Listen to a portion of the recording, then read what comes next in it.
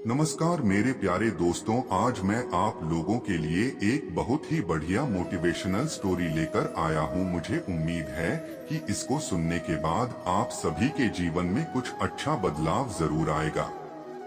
तो लिए बिना समय गवाई सुनते हैं वह मोटिवेशनल स्टोरी। एक बार भगवान श्री कृष्णा धरती पर भ्रमण करने के लिए आए। उन्होंने देखा कि एक व्यक्ति जो कि बहुत दुखी और परेशान दिख रहा था। उसे व्यक्ति के मन में कई प्रकार के सवाल घूम रहे थे और भगवान के प्रति नफरत भी थी। भगवान श्री कृष्ण ने सोचा कि मुझे धरती पर कुछ दिन रहकर लोगों को जागरूक करना पड़ेगा और उनको यह बताना पड़ेगा, तुम जो करोगे वही पाओगे। एक समय की बात है, एक गांव में एक व्यक्ति रहता था। उसका नाम दीपक था और वह बहुत आलसी था और वह अपने जीवन से बहुत नाराज था। और उसका कारण यह था, अब तक उसने अपने जीवन में कुछ भी हासिल नहीं किया था।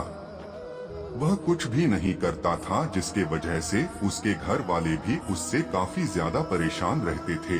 वह चाहते थे कि वह कहीं शहर में जाकर अच्छी नौकरी करें और अच्छी पैसा कमाए, लेकिन वह व्यक्ति अपने घर वालों की कोई बात नहीं मानता था। उसके घर वाले कभी कभी दूसरों का उदाहरण देकर उसको उत्साहित कर देते हैं, फिर भी उसे कुछ फर्क नहीं पड़ता था। उस व्यक्ति के सारे मित्र दोस्त एक कामयाब इंसान बन गए थे, लेकिन उसको उनसे कुछ फर्क नहीं पड़ता था। उसके दोस्त जब भी उससे मिलते तो अपनी बढ़ चढ़कर बातें करते हैं, लेकिन वह व्यक्ति कुछ नहीं करता था। लोग जब भी उससे पूछते हैं कि तुम क्या करते हो, वह बोलता था, मैं कोशिश कर रहा हूँ।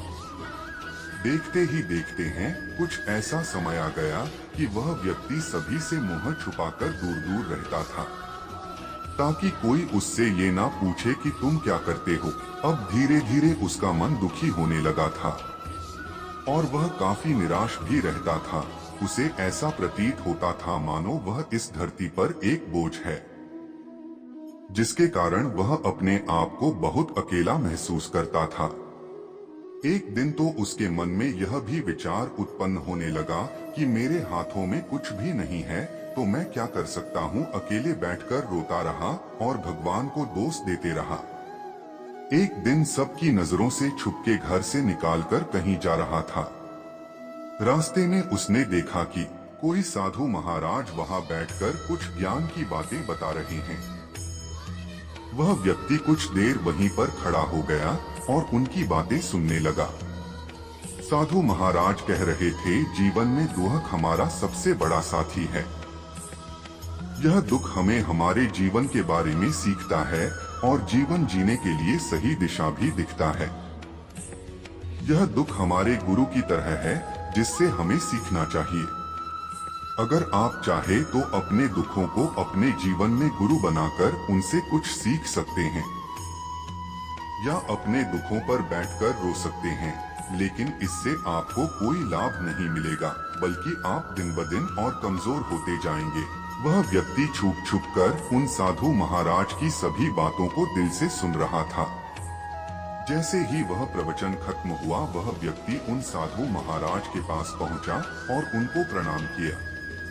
उसने कहा है, साधु बाबा, आप अभी कुछ समय पहले दुख की बात कर रहे थे। आप कह रहे थे कि दुखों से हमें सीखना चाहिए या उनको अपनी गुरु बनाना चाहिए, लेकिन मैं भी तो अपने दुखों से परेशान हूँ और अपने जीवन से भी परेशान हूँ। मैं अब तक जो दुख झेला है, मुझे तो है कभी ऐसा प्रतीत नहीं हुआ कि दुख मुझे कुछ सीख रहे हैं, बल्कि मुझे हमेशा यही लगता है कि वह मुझे पीड़ा दे रहे हैं।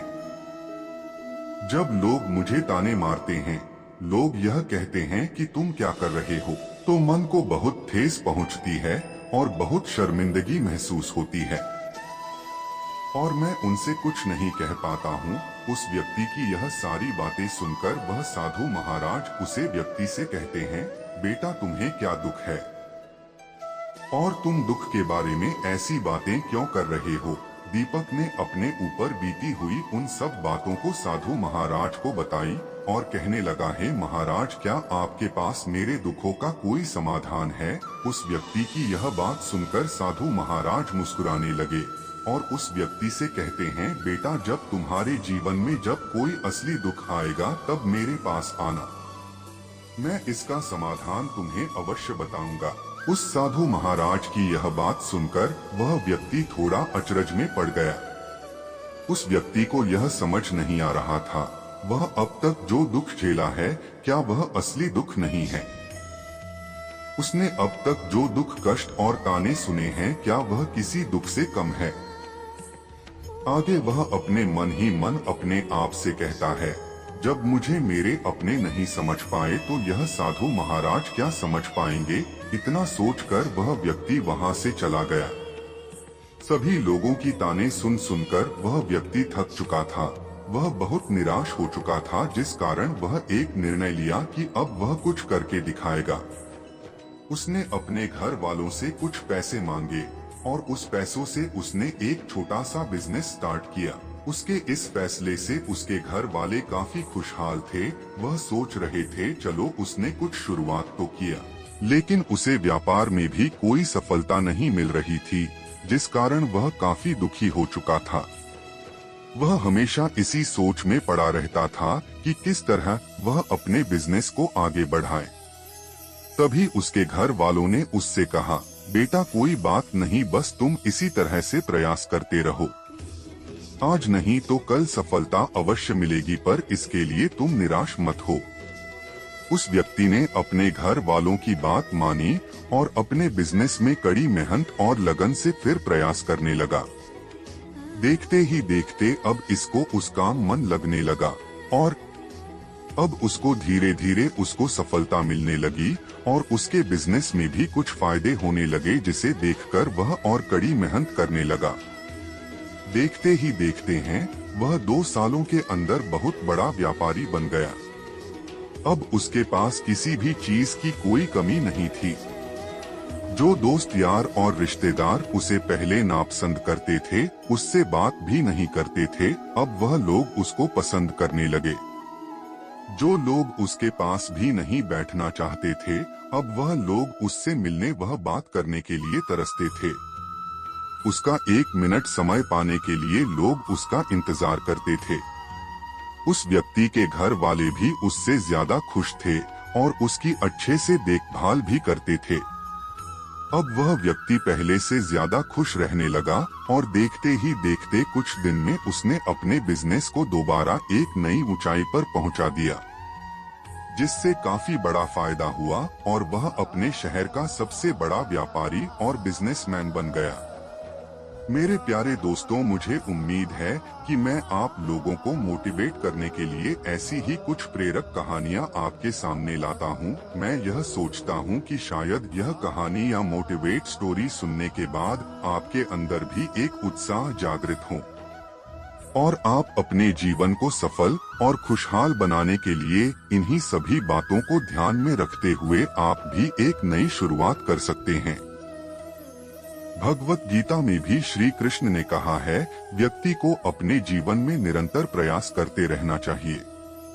श्री कृष्ण कहते हैं, जीवन में जितना संघर्ष करोगे उतना ही कामयाबी मिलेगी। श्री कृष्ण कहते हैं, मनुष्य को निरंतर कार्य करते रहना चाहिए। आपके कार्य के अनुसार ही आपको सफलता मिलती है। जो व्यक्ति बैठकर बहाने बनाते हैं या आलसी होते हैं, वह जीवन में कुछ नहीं कर पाते हैं। श्री कृष्ण कहते हैं, सोचने से नहीं होगा, करने से होगा। पहले करो फिर सोचो, परिणाम अच्छा ही होगा। श्री कृष्ण कहते हैं, व्यक्ति की नकारात्मक सोच या नकारात्मक बातें उनकी सकारात्मक ऊर्जा को नष्ट कर देता है, जिसके वजह से उनको दुख झेलना पड़ता है। श्री कृष्ण कहते हैं, जीवन की सच्चाई यही है कि धरती पर आए हो तो कर्म तो करना ही पड़ेगा। अगर किसी काम में हार मिल जाए तो उस काम को नहीं छोड़ना चाहिए, बल्कि दोबारा प्रयास करना चाहिए, शायद दोबारा सफलता मिल जाए। उस समय तो आपको कोई आइडिया नहीं था, कोई तजुर्बा भी नहीं था, जिसके वजह से आपको हार मिला। अब तो आपको आइडिया भी है और तजुर्बा भी, और उस काम को करने के बेहतर तरीके भी मालूम हो गए हैं, तो आगे बढ़ो। श्री कृष्ण कहते हैं, जो व्यक्ति का मन साफ होता है, सभी का सम्मान करता है, वह व्यक्ति कभी ना कभी सफलता जरूर प्राप्त करता है। ऐसे लोगों के जीवन में कोई भी कठिनाई ज्यादा देर तक नहीं रहती है।